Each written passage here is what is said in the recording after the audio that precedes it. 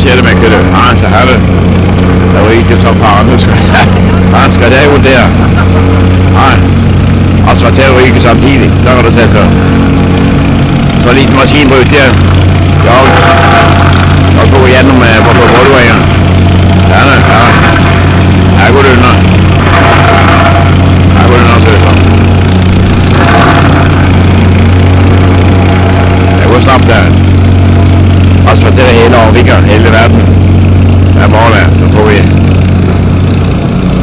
ingen grus längre, det är fint det.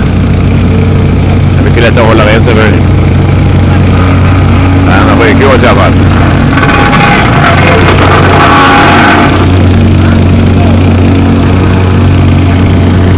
Det snør samtidig i dag kvelden. Det er onsdag den 6.